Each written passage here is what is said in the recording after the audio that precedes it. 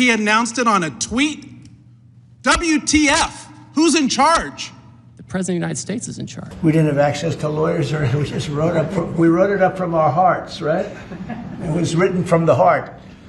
And I think it was well written, too. It looks like your boss just pulled the rug out from under you and paused the tariffs, the taxes on the American people. There's no strategy. You just found out 3 seconds ago, sitting here, we saw you. This is amateur hour, and it needs to stop. What does this even mean for your negotiating strategy? How are you in charge of negotiation if the president is tweeting about this from wherever the hell he is? The president was elected, and he runs the trade policy, and I advise him and execute his trade policy. Who executes the trade policy? I execute the trade policy. Did you know that this was happening? We have been discussing all kinds of And there's another options. member of the cabinet, Bessent, who just canceled coming to the Hill to avoid talking about the market because it's in turmoil. This in just days, because there was no strategy, there was no plan. The president chose to take actions that he didn't even have the authority to take. He's put our economy in disarray and near collapse. Is this market manipulation? No. Why not? If it was a plan, if it was always the plan, how is this not market manipulation?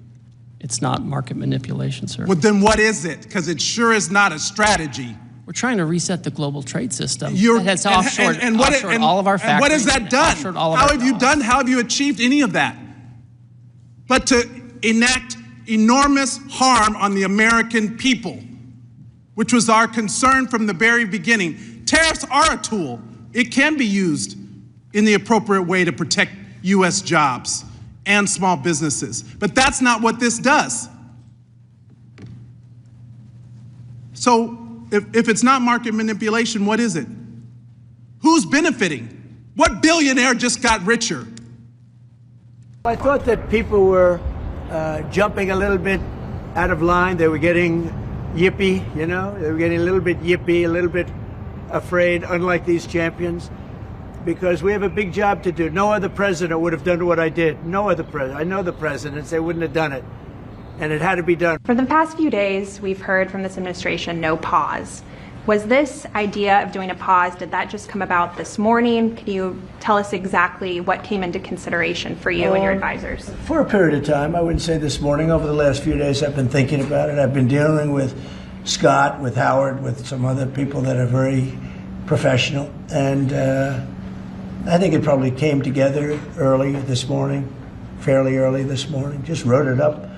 We didn't have the use of, we didn't have access to lawyers, or we just wrote it up from our hearts, right? It was written from the heart. And I think it was well written too, but it was written from the heart. It was written as something that I think was very positive for the world and for us. And we don't want to hurt countries that don't need to be hurt, and they all want to negotiate. The only problem is, you know, you can only do so many at one time. It's like, we want to do it right. We want to get it right. We want to take care of them, but we have to take care of our country. So, but this was something certainly we've been talking about for a period of time, and we decided to pull the trigger, and we did it today, and we're happy about it. I didn't know it would have that kind of an impact, but it's, you know, I think they have the biggest increase in the history of the stock market. That's pretty good. That's pretty, you're almost, you know, if you keep going, you're going to be back to where it was 4 weeks ago. But it was a sick market 4 weeks ago, you know, because the trade was sick. It was only a question of time. I don't blame the tariffs. I think the tariffs just sort of magnified what was happening. It was sick. Biden allowed these people to get away with murder. Biden allowed China to just take advantage of us. We had like $1 trillion deficit with China, $1 trillion deficit. So that was going to only be a matter of time. I think the tariffs brought it out faster, and they magnified the problem. But I think this was a problem that existed far beyond tariffs. This was a systemic problem, and we're going to cure that problem. And maybe to a large extent we have, because we've revealed it. and we've revealed it very strongly. Yes, sir, please.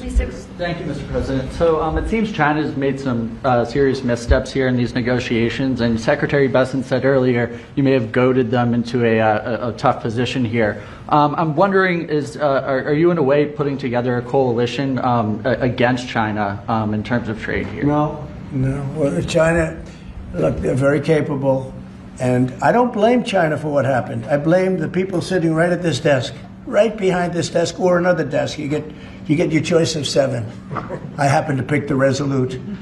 But I blame the people sitting behind in this chair, behind this desk, for being stupid, incompetent, or not having courage. This should have been done years ago. This should have been done before Obama, in all fairness. Not only Biden, Obama. It should have been done many years ago. This started with the World Trade Organization, which was owned by China. It was owned and paid for by China. They didn't even have to do things. They considered them a nation that was undeveloped. They said they were a developing nation. Well, we're a developing nation too, if you think about it. Look at our inner cities. Look at what's happened. I think we're starting from ground zero there, right? So we're a developing nation too. No, I don't. I know it's a lot of people take heat for saying that, but I blame the people sitting at this desk more than I blame China. If China can get away with what they got away with taking hundreds of billions and trillions of dollars right out of our pocket because our people here were stupid, they were stupid people. Maybe corrupt, I don't know. I don't know how you can be that stupid. How do you get to be president and you're stupid? But they certainly weren't courageous, and they allowed this to happen. And with Japan and with many other countries that took advantage of us. I mean, we had deficits with almost every country. I used to read these things. First term, I'd read them. I'd actually read the agreements. I'd say, how could anybody agree to this stuff?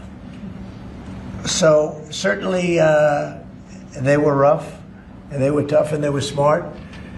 And you can blame them, but I really blame the people that allowed them to do it. Because, you know, if you could read first grade and you could read these agreements, you'd say, these are terrible deals. I actually used to say, who would allow deals like this to be made for our country?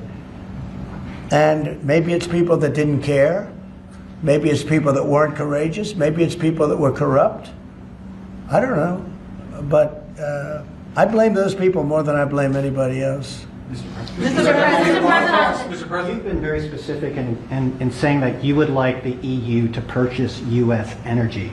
Is there something specific that you would like China to do? Well, you'll be hearing about that. Yeah, there are a lot of things I'd like China to do. Are there some examples? There are a lot of things that I want China to do, and I'll be telling China what that is. Not you, but I'll be telling China. Do you have to increase tariffs on China even more before they come to the table or give you a phone I call? can't imagine it. No, I can't imagine it. I don't think I'll have to do it. I don't think we'll have to do it more. We calculated it very carefully. By the way, when you hear 100, a lot of people charge much more than that. Canada charges much more than that to our farmers, our dairy farmers. Many people charge much more than 100 or 125 in this case. But I don't, it's still a significant number. I don't see that again. On the investigations. Yeah, Mr. President. So do you think some of your tariff critics would prefer, to see the United States go through turmoil than to actually see it succeed just because they are your policies? You mean just leave the tariffs the way they are now and just relax, right? Some people have said that. Look, again, we're making, it'll be soon, much more than $2 billion a day. That's not the worst thing that I've ever heard. So yeah, some people say that. But, we look at the other side too. I think as the United States, we have an obligation to look also at the other side. We want what's good for everyone. I mean, it's America first, but we also want to make sure there's a world that can live and live happily and all of that. And so, this is the way I look. No, but there are people that say, look, where we are now, I've been in worse positions in my life than making $2 billion a day plus, right? It's really plus. Thank you very much, everybody. Thank you, Press. Head it out. President. Thank you. Thank you so much.